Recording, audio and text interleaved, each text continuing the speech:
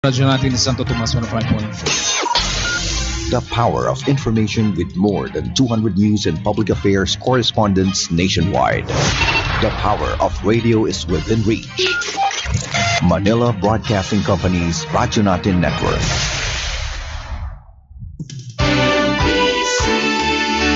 Manila Broadcasting Company.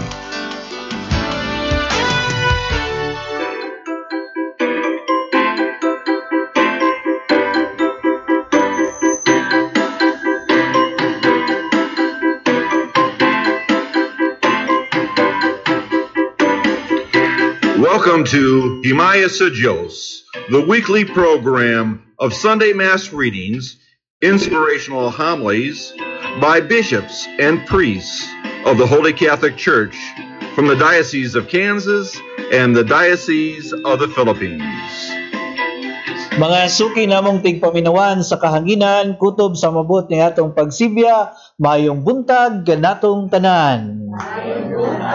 Lain na usab nga panid sa kabuntagon ang atong pagabuksan karon, og mahangyo ako kaninyo maigsuon pag-uban kanato sa atong pagpamalandong og sa mga basa karong adlaw pinaagi ning atong tulumanon, himaya sa Dios.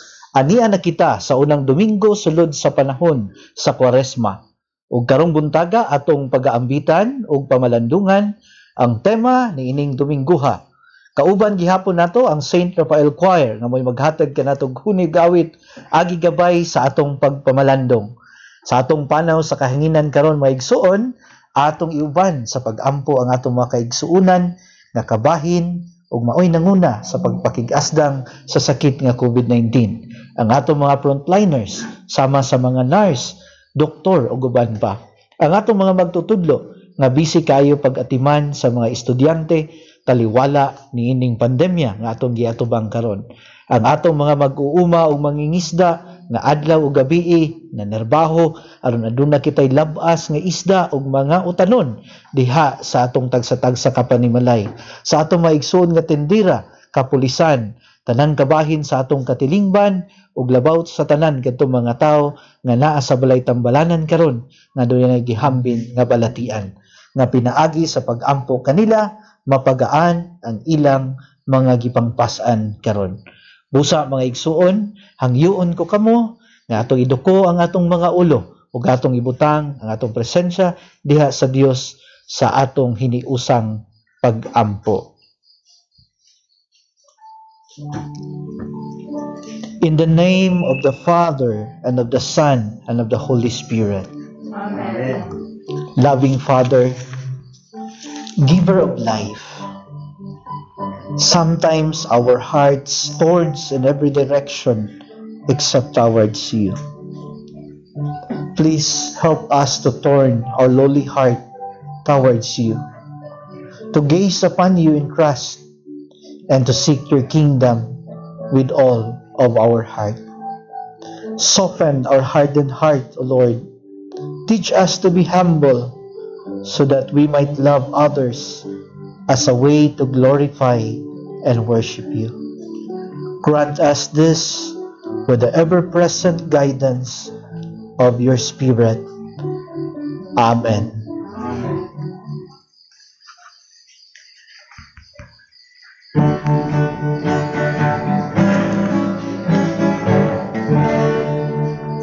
Sa akong napagbago sa sayo nga nabunta ko, ako nagpamalando sa tamis mo, mga kulong pagkatapos Ginoo.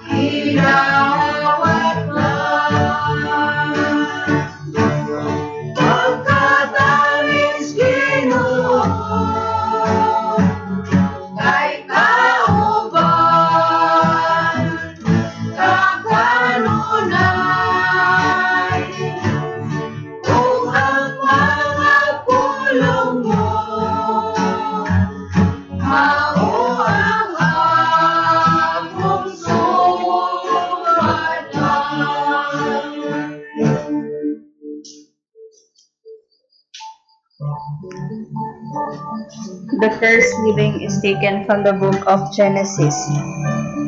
God spoke to Noah and his sons.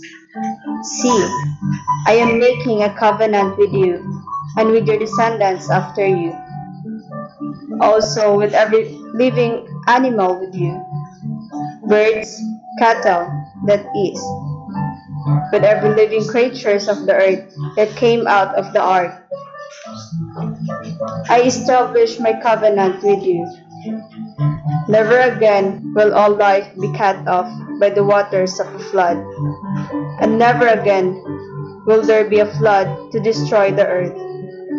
God said, "This is the sign of the covenant I make between me and you, and every animal living with you for all future generations. I set my bow in the clouds, and that will be a sign of the covenant between me and the earth. When I bring clouds over the earth, and the rainbow appears in the clouds, I will remember the covenant between me and you and every kind of living creature, so that never again will flood waters destroy all flesh." The word of the Lord.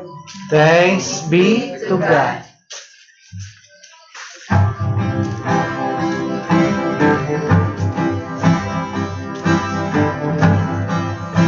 Jesus ang dalan, kapaturan, nagadat sa kinabuhi sa kanan.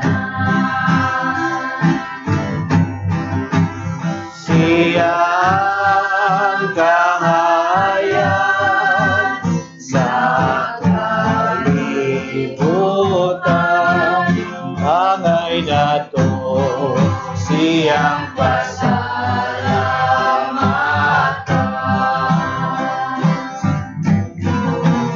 Pagkamalipayon ko nangipamit mo sa grasya ni Allah utong Patod mo, Ginoo, nga nahigugma sa Diyos, hinahanglan mo alagad sa kanan. O alagad ako sa mga igsoon ko, sa pagpatod na akong tinuran mo. Patod mo, Ginoo, na nahigugma sa Diyos, hinahanglan mo alagad sa kanan.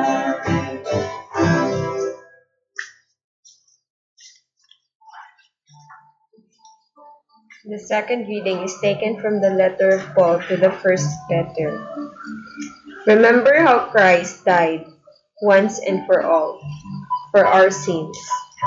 He, the just one, died for the unjust in order to lead us to God. In the body he was put to death. In the spirit he was raised to life. And it was then that he went to preach to the imprisoned spirits. They were the generation who did not believe when God, in his great patience, delayed punishing the world while Noah was building the ark, in which a small group of 8 persons escaped through water. That was a type of the baptism that now saves you. This baptism is not a matter of physical cleansing, but of asking God to reconcile us through the resurrection of Christ Jesus. He has ascended to heaven and is at the right hand of God, having subjected the angels, dominations, and powers. The word of the Lord. Thanks be to God.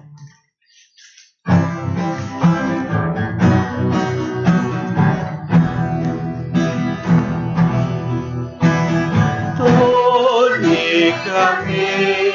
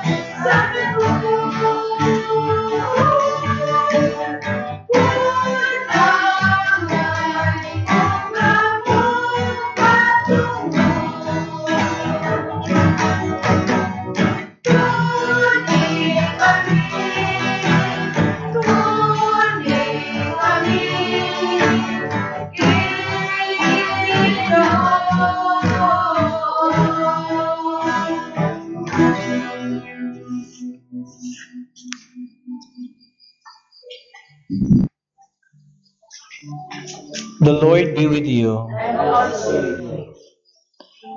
The reading from the Holy Gospel according to Saint Mark. Then the Spirit drove him into the desert. Jesus stayed in the desert 40 days and was tempted by Satan. He was with the wild animals, but angels ministered to him. After John was arrested, Jesus went to Galilee and began preaching the good news of God. He said, "The time has come. The kingdom of God is at hand. Change your ways and believe the good news."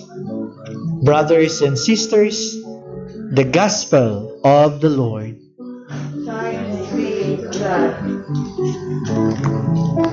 Mayong buntag sa tanan. Mayong buntag, Reverend. Ano na kita sa unang Domingo sa Kwaresma o atong sa milabay nga si Miyerkules atong gi sugdan kini nga selebrasyon pinagi sa tawag nga mo magpailalom sulod sa 40 diyas sa kinabuhi nga mahinulsolon o kanunay nga nagaila sa atong mga kalapasan. Sa mga nadungog nato nga mga balasahon niini nga kabuntagon kita gisultihan. Una diha sa Genesis kini nahitabo human nga nakadesisyon ang Dios nga puuhon ang katawhan tungod silang pagkamakasasala. Kini usa ka pamilya nga sugilanon tungod kay gitagaan og obligasyon si Noah sa Dios sa pagpili og mga parisan nga ipasakay sa arka o sa miabot human ang 40 ka diyas nga pag-ulan may hupa baha o nagsaad ang Dios nga dili niya buhaton ang gibuhat og timailhan siyang pagsaad mao ang bangaw o lalo man ang bangaw no rainbow sa dagoy laing termino anang rainbow no kanang rainbow Bahaghari. o sa Tagalog bahaghari no mo ni sa saad nga dili nata puuhon pag-usab sa Dios sa atong pagkamakasasala ug malipay ta na tungod kay nagpamatuon na siya nga ang Dios bisan nga ang atong mga kinabuhi dili takos no mo nang kanunay ingon nato nga I am a sinner not worthy of the grace of God but it was Jesus so salvation history kung ato nang balikan nga bisan og makasasala tas sa gihapon nahigugma ang Dios kanato. Sa ebanghelyo nga atong nadungog niini nga kagabion nadungog nato tong short reading gikan sa Gospel of Mark no. Kani siya lahi ni siya nga reading about sa temptation ni Jesus kay kung ikumparar nimo sa uban ng mga gospels taas kay to ilang mga sugilanon no. Gani sa ebanghelyo nato ni Marcos dili man ang Satanas mo yung nagdala niya sa kamingawan kundi ang espiritu mo yung nagdala niya dito usa niya nahibalag si Satanas. So may regardless of it is the devil who brought Jesus to the wilderness or ang espiritu kini nagpahinumdum nato sa kamatuoran nga naagi temptasyon, di ba? Daghang klase nga temptasyon nga moabot sa itong mga kinabuhi. Sa mga manag-uyab, pwede ang imong partner makita og lain nga mahigugmaan, di ba? Labi na og nagtrabaho sa layo, no? Makita og lain may nakangawa na sa nahigugma nako, di ba? O diha sa mga manag-asawa or bana, sulayan ang unsa kalig-on ang kaminyoon, ilabi na kung naay laing binuhat nga magsurang-surang sa imong bana or sa imong asawa. Laktod nga pagkaistorya daghang klase nga pagsulay nga maupos ng mga kinabuhi. And our gospel story gisulti diha nga it was 40 days, no? Nga dito sa kamingawan natong Ginoo aron pagtintal kaniya Satanas. So taas-taas kayo ang proseso, ang kahimtang, ang panahon nga nasinati sa atong Ginoo sa pagsulay. Nakahinumdum ko atong when we reflect or mamalandong taan ang kabahin og tentasyon. There was a event few years ago. Nasan pa ko ani og bunawon nga nay usa ka pobre or usa ka trabahante nga nagtrabaho aning matyaw diha sa Sibulan, no? Na ilado man jud ni sila nga dili mohatag og insakto nga suhulan. Balo ka mga insect digo na mohatag og insakto nga suhulan. Miskag dili insect di mo gyapon mo na murag na takda na mas mga kinayas mga insect. So ang gibuhat sa kuam kaning trabahante iyang gikawatan iyahang agalon, no? Nga wala dili ra siya kutob sa pagpangawat iya pagong gidauban ang balay. Nakadug mo anang balita, no? Few years ago. Natintal siya tungod sa kalagot niya. Siyang naguol siya sa agalon niya kay wala siya hatagi og insakto nga suhulan. Masa may ato angayan nga hinumduman og pamaladungan nining unang Domingo sa Kwaresma. Una, atong hinumduman nga ang temptasyon na araguna sa temptation is around us. Satan is lurking around us, whether makaharong bata sa pagsulay sa kinabuhi or dili. Kay as I was reflecting on the idea of kaning pagsulay, duha ra man na, no? Ang pagsulay is a testing, mura bag mag-exam ka, no? Lantawon kon makaharong ba ka sa imuhang kinaiya o kinabuhi. Nagmadaugon ba ka taliwala sa mga kahimtang imong nasinati. Ikaduha, gawa sa sulayan ka, lantawon po dog mugawas ba jud ang imong pagkamao. Labi na git yung magoni si Saint Thomas Aquinas na usa ka doctor of the Church of the Catholic Church, ningon siya nga ang ato ang soul, no? Diba, namagoy tulo ka bahin ta na tay lawas, na ikalag, ug na ay espiritu, no? Kaning lawas madunot, no? Kaunon o kaunon sa mga wati, magpista man ang wati, no? Muna miyon tao, wa pa lagi ni sa namatay, kaya wa pa ni pirma ang katapusan nga wati siyang kinabuhi, no? So, ang soul magpahinumdom nato sa atong pagkamaayo. Munang pahinumdoman ta nga diha sa ebanghelyo, kinahanglan nga kabalo ta mula utay og muharong, no? Sa atong mga temptasyon nga maabot ng mga kinabuhi. Ug akong mga pag-ampo alang nato nga taliwala sa bisan unsa nga maabot ng kinabuhi, mugawas gud na atong pagka Kristohanon pa. Sama nga si Jesus wa na daog sa temptasyon, no? Ang hagit nato mga igsuon nga atong madaog ang sala og temptasyon ug dili kita mo ay madaog, di ba? No? So busa nining atong pagsaulob sa unang Domingo sa Kwaresma. Karon ang tanatong mahimduman ang saad sa Dios na taliwala sa itong mga kahimtang kanunay siya na makiguban nato. Makigharom siya uban ka nato, pinagi siya ang espiritu, dini ka nato aron makadaog kita sa tanan nga mapagsulay nga maabot sa atong mga kinabuhi. Sa ngalan samahan, sana ito sa balang espiritu. Amen.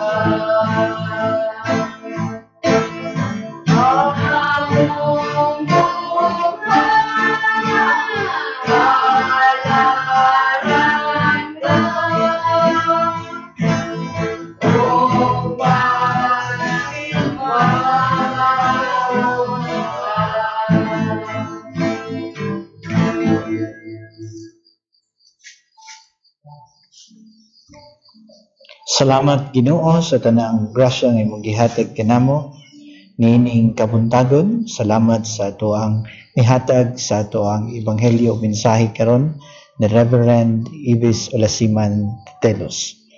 Maigsoon kini atong paglupad sa kahanginan na himong posible pinaagi sa Society of Missionary Brothers of Our Mother of Perpetual Health. Pinaagi ni Monsignor Stepan Grenke, ang umaabot nga obispo sa Diocese of Kansas. Ug usab pinaagi sa pagtugot diha sa 103.9 Radio Biliran uban ang atong station manager aron makalupad kita sa kahanginan. Ang Holy Catholic Church nagbugna nining tulumanon haron kadtong hilit nga mga dapit nga dili maabot sa pisikal nga misyon, madungog gihapon nila ang mensahe sa Dios pinaagi ning atong tulumanon. Himaya sa Dios. Mga igsoon, ang keynote sa atong ebanghelyo karong adlaw nagkanayon. The time has come. The kingdom of God is at hand. Ang ato ang salmo gikan sa Salmo 25:4 nga nagkanayon. Your ways, O Lord, are love and truth to those who keep your covenant. Mga igsuon, wala naman kita'y igong panahon. Ako na lang ibilin kaninyo ang fundamentals of the Christian faith na itong mabasa diha sa sulat ni San Pablo ngadto sa mga taga-Roma, Romans 14:19 nga nagkanayon. Let us then make it our aim to work for peace and strengthen one another. Maghinaot ako ganining unang Domingo sa Kwaresma, atong igahin ang atong mga adlaw sa pagpamalandong sa atong kinabuhi kung kita nahauyon pa ba sa kagustuhan sa Dios. Wala na gyud kitay igong panahon sa ngalan sa atong mahal nga Arsobispo, His Eminence Archbishop John Ruvar, uban sa tanang kaobispuhan sa Holy Catholic Church sa tibuok kalibutan. Sa ngalan sa kinatibuk-ang puwersa sa 103.9 ang Radyo Biliran, kini ang inyong higala sa kahanginan, Bishop Agustin Siliero. Atong daygon ang Dios. Salamat sa Dios.